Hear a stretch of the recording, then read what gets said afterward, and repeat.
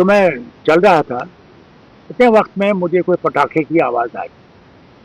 तो मैं समझा ये कोई पटाखा किसी ने शादियों में डालते रहते हैं, तो हो सकता है मेरे पास पटाखा यहाँ पड़ा हो। तो मुझे कुछ गर्मी जैसी लगी और मुझे कुछ पता नहीं था।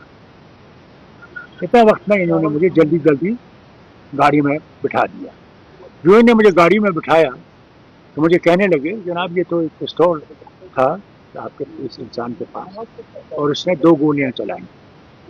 दूसरी गोली में जो हमारी सिक्योरिटी वाले भी हैं और दूसरे, उन्होंने क्या किया कि एक ने उसको हाथ बाजू से पीछे खींचने की कोशिश की तो उससे वो डिस्टेबलाइज हो गया, तो उसका जो पिस्तौल है वो ऊपर को चला गया। तो इतने वक्त में सिक्योरिटी वाले ने उस पिस्तौल को उसके हाथ को पकड़ लिया तो गोली चल दी। मैंने इतना ही सुना। उसके बाद यहाँ आके घर में मुझे कोई भी, न मैं इस आदमी को जानता हूँ न मुझे इस आदमी को कुछ पता है। रंजिश क्या है, क्योंकि मैंने किसी के साथ बुराई नहीं की। जो भी मेरे पास आया, जब मैं वज़ीर आला भी था, वो क्यों ना अपोजिशन का हो, मैंने उससे अपने लोगों से ज़्यादा मोहब्बत की, ज़्यादा उनकी मुश्किलें दूर करने की कोशिश की।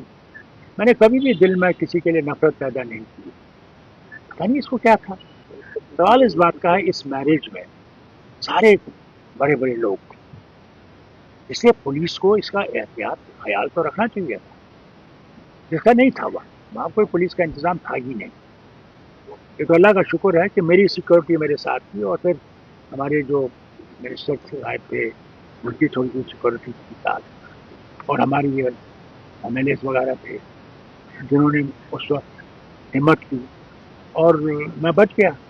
आपको होम मिनिस्टर साहब कभी फोन आया था क्या बोला? रात को उन्होंने मुझसे कहा कि आप कैसे हैं। मैंने कहा जी शुक्र है उसका, ऊपर वाले का, कि मैं बच गया हूँ। और उन्होंने कहा नहीं, हमने उसको पकड़ लिया है, उसकी तहकीकात करेंगे और आपको बता देंगे कि ये क्या हुआ। सर इंक्वायरी हो, देखिए अब तो इनकी तक है, इंक्वायरी तो इनको करनी चाहिए कि हुआ क्यों, क्या वजह थी, क्योंकि ये चीज़ें होती रहती हैं। आजकल जिस माहौल में हम रह रहे हैं, जहाँ पे कि एक नफरत का एक जाल फैला हुआ है, वहाँ पे एहतियात करना चाहिए।